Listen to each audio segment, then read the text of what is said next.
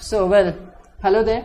Welcome to the new session of matrix series. And I guess, last session है ये अपना, जिसमें we are going to conclude the transpose of matrix जो आप पिछले session में पढ़ के आ चुके हो यहाँ पे, and also two different types of new matrices. And वहाँ पे I can say that officially you are done with matrix.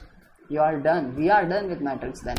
Okay, so let's just move on with the properties of transpose of matrix. Again, ये जो मैं properties मैंने जो लिया है, मैं जो book refer कर रहा हूँ, that is the book given, that is the module basically, the Institute of Chartered Accountant of India. Okay, so I guess मैंने पिछले कोई तो सेशन में उल्टा बोल दिया था, the Indian Chartered ICAI, Indian Chartered Accountant Institute.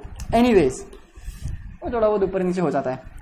Institute of chartered accountants of India की सीए फाउंडेशन के लिए जो मॉड्यूल है मैथ्स की, उसमें से मैट्रिक्स ये चैप्टर के प्रॉपर्टीज ऑफ ट्रांसपोज अपन पढ़ने वाले हैं.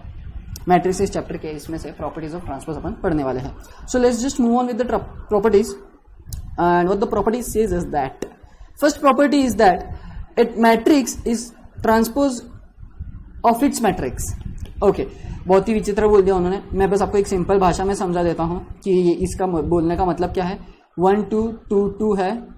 सो transpose of matrix is nothing but the interchanging of either row into column और कॉलम इनटू रो, है ना. रो को कॉलम में करो या कॉलम को रो में करो, कुछ फर्क नहीं पड़ता है. ओके, सो मतलब आइदर और, हाँ आइदर और, फर्क तो पड़ेगा क्योंकि मैट्रिक्स चेंज हो जाएगी. So if I am converting it, मैं ग्रीन में लिख रहा हूं अभी, मैं रो को कॉलम में कन्वर्ट कर दे रहा हूं. सो 1 2, ये 2 2, ये तो वैसी ही रही matrix. Let me just take different number, you know, तो फिर मतलब अपने को समझ में आएगा चेंज. ये रो था, अब ये कॉलम हो गया. सो लाइक अभी भी वही दिख रहा है 1 4. सो देखो, पहले ये 1 4 रो था, अब कॉलम हो गया. ये 2 3 रो था, अब ये कॉलम हो गया. So this is what transpose is. अब अगर इन केस मैं ये ट्रांसपोज का एक और ट्रांसपोज लू, डैश भी देते हैं, कभी कभी टी भी लिखते हैं. अगर मैं इसी का ही ट्रांसपोज लू तो देखो मेरे को क्या मिलेगा. Why am I using red pen is because देखो अभी होने क्या वाला है. I am going to convert this column into row, तो 1 4 हो जाएगा और ये कॉलम को मैं रो में कन्वर्ट करूंगा. सो अल्टीमेटली मेरे को वही मैट्रिक्स मिला जिससे मैंने स्टार्ट किया था. So that is what the property says as that. Transpose of a transpose is nothing but the matrix itself. उसको ऐसे भी रीड कर सकते हैं आप, transpose of transpose is a matrix itself. Next, transpose of sum of two matrix is the sum of their transpose matrices. That is A plus B whole transpose is equal to A transpose plus B transpose. वाह, कितना transpose हो रहा है. मैं ना transpose हो जाऊं सच में. सो इसको अगर आपको प्रूव करना है, सो इट्स वेरी सिंपल. मैं बार बार प्रैक्टिस के लिए, एग्जांपल समझने के लिए, प्रॉपर्टी समझने के लिए 2 by 2 मैट्रिक्स ही ले रहा हूं. 1 2 4 3 D 1 6 9 8.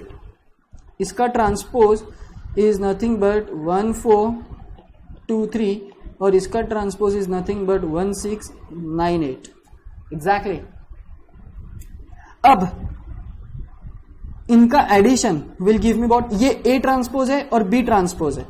ए ट्रांसपोज प्लस बी ट्रांसपोज क्या देने वाला है मेरे को. देखो 1 + 1 इज 2, 2 + 9 इज 11, 4 + 6 इज 10, 8 + 3 इज 11. अब मैं ए प्लस बी निकाल लेता हूं पहले. ए प्लस बी क्या होगा भाई मेरा, बताओ तो. 1 + 1 2, 4 + 6 10, अभी आपको यहीं पे समझ जाएगा, 11 11. और मेरे को इसका ट्रांसपोज लेना है, सो इसका ट्रांसपोज क्या आएगा, मैं रेड में लिखता हूं. ये रो मेरा बन जाएगा कॉलम और ये रो मेरा बन जाएगा column. So now you can see that they are equal. और यही उन्होंने वहां पे बोला है कि A plus B whole transpose is nothing but equal to transpose A transpose plus B transpose, nothing else. Moving on to the third property. बहुत simple सी प्रॉपर्टीज है ये. Transpose of a multiplication of matrix and constant number is equal to the multiplication of the constant number by transpose of matrix. ये बहुत ही simple सी बात है, derivative वगैरह के चैप्टर में अपन ने जो बोला था वही बोल रहे हो लोग कि कांस्टेंट कभी अगर मल्टीप्लाई होता है मैट्रिक्स को और अगर अपन उन दोनों का मल्टीप्लीकेशन का अगर ट्रांसपोज लेते तो वो उसके बराबर ही है। किसके बराबर है? अगर हम ऐसा ट्रांसपोज ले रहे हैं तो ये इसी के बराबर है। सो ट्रांसपोज कभी भी इस पे लगेगा नहीं क्योंकि as this is a constant there is no row and no column available over that in order to interchange. So yes, interchange बोलो या चेंज करने के लिए, changing row into column into row, तो यहाँ पे वो चीज है ही नहीं। सो ये चीज इस पे कभी ऑपरेट ही नहीं होगी। इवन दो ऑपरेट भी होती है तो it will give us the same result, जो वो चीज पहले से है वो, नो चेंज। सो इसलिए that is what they are saying. The transpose of two matrices, next property is fourth property that I am reading now. The transpose of two matrices are equal to the product of their transpose in reverse order. अब ये आप proof करेंगे। क्यों? क्योंकि product आपको लेना, इसमें practice हो जाएगी, मल्टीप्लीकेशन ऑफ टू मैट्रिसेस, आपका ट्रांसपोज का प्रैक्टिस हो जाएगा। मैंने एडिशन करके बताया, वो टाइम सेवर भी था और मुझे पसंद भी था। ये आप लोग करेंगे। What you have to do is same, पहले A कंसिडर करो और मैट्रिक्स भी यही लो, मैट्रिक्स भी सर ये बड़ा कमाल है आपका, आप लो तब जीरो मैट्रिक्स में और हम ले तब जीरो नहीं मैट्रिक्स में। यस, तुमको माफ नहीं करेंगे, तुमको नहीं छोड़ेंगे। हाँ, तो ये दो मैट्रिक्स लो, पहले इनके ट्रांसपोज निकालो। जैसे ये ट्रांसपोज निकाल रखा हूं मैंने यहाँ पे, इन ट्रांसपोज का क्या लेना है तुमको? मल्टीप्लीकेशन। जैसे एडिशन लिया था, अब यहाँ पे तुम लोगे सॉरी कैसा, लेकिन मल्टीप्लीकेशन भी कैसा लोगे? बी ट्रांसपोज ए ट्रांसपोज वाला मल्टीप्लीकेशन लोगे, इसको इसके साथ मल्टीप्लाई करोगे, ठीक है ना? ओके, और फिर बाद में ए बी निकालोगे और उसका ट्रांसपोज लोगे, ए बी निकाल के और ए बी जो मैट्रिक्स आएगा उसका ट्रांसपोज निकालोगे और चेक करोगे कि ये दोनों इक्वल है कि नहीं, एक दूसरे को इक्वल रहेंगे, ठीक है? सो मैंने पूरा आपको स्केच बना के दे दिया है। What you have to do, जिनको कंफ्यूजन रहेगा वो यहां से क्लियर आउट कर लेंगे कि पहले ए ट्रांसपोज बी ट्रांसपोज निकलेंगे, पहले ये प्रोडक्ट निकाल लो, मतलब इन दोनों का मल्टीप्लीकेशन लो, इसका मल्टीप्लीकेशन इसके साथ में। सो पहला मैट्रिक्स ये, दूसरा मैट्रिक्स ये रहेगा, इसका जो आंसर आएगा उसको आपको इसके साथ में मैच करना है। तो सबसे पहले फिर ये निकालने के बाद में you have to calculate A into B, उसका ट्रांसपोज लो और बाद में उसका ट्रांसपोज का answer should be equal to this transpose. और अगर आता नहीं है तो आपने कुछ गलत किया, और अगर आ गया तो आपने सब कुछ सही कर दिया। So yes, these are the very four most important, I mean most important नहीं पर इंपॉर्टेंट प्रॉपर्टीज ऑफ ट्रांसपोज। अभी नेक्स्ट टॉपिक पे आते हैं जो है स्क्यू सिमेट्रिक मैट्रिक्स। अब स्क्यू सिमेट्रिक मैट्रिक्स होता क्या है, चलो यहीं पे आ जाते हैं अपन। ये देखो, in any matrix A is called, वो जाने दो, मैट्रिक्स ए को स्क्यू सिमेट्रिक बोला जाएगा तब जब transpose is equal to matrix itself. Skew symmetric बोल रहा हूं, I mean sorry, symmetric matrix, I am really sorry symmetric matrix. मेरे को घाई इतनी है स्क्यू सिमेट्रिक पे जाने की कि सिमेट्रिक मैट्रिक्स क्या है। सिमेट्रिक मैट्रिक्स, सिमेट्री क्या होता है? सिमेट्री ये शब्द क्या बताता है? एक जैसा। मतलब क्या कि मैं, एक पर्सन बहुत सिमेट्रिक है, मतलब क्या, उसका मतलब बॉडी आप देखोगे, उसकी बॉडी लैंग्वेज देखोगे, आप उसका बॉडी देखोगे, सो ऐसा नहीं कि उसके बाइसेप्स बहुत ज्यादा है और पेट आ गया है सलमान खान टाइप्स, है ना?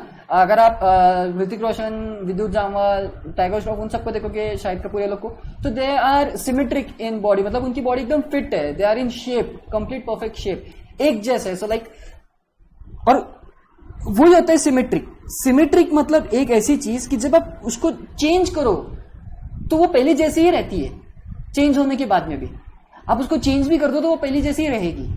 That kind of thing when happen, that kind of thing जब हो जाती है कोई चीज पे, तब हम उसको बोलते हैं कि वो सिमेट्रिक है।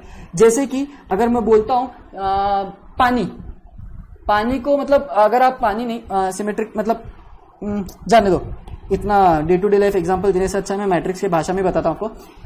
मैट्रिक्स कब सिमेट्रिक रहेगा? जब आप उसका ट्रांसपोज लोगे तो आपको ओरिजिनल मैट्रिक्स ही मिलेगा। मतलब क्या, अगर मेरा समझो मैट्रिक्स ए एक ऐसा है 1 0 0 1, सो इसका ट्रांसपोज क्या होगा? इसका ट्रांसपोज भी क्या होगा? इसका ट्रांसपोज होगा 1 0 0 1। सो मतलब transpose and matrix are same. When such a situation happens, मैं बोलता हूं कि A is symmetric, और उन्होंने यहां एग्जांपल दे रखा है 137 308 782। आप इसको चेंज करो, आपको सेम रिजल्ट मिलेगा। देखो ट्रांसपोज किया उन्होंने रो को कॉलम में चेंज कर दिया, तो पहला रो ये पहला कॉलम, ये दूसरा रो ये दूसरा कॉलम, ये तीसरा रो ये तीसरा column. So when a matrix is equal to its transpose, such kind of matrix is known as symmetric matrix.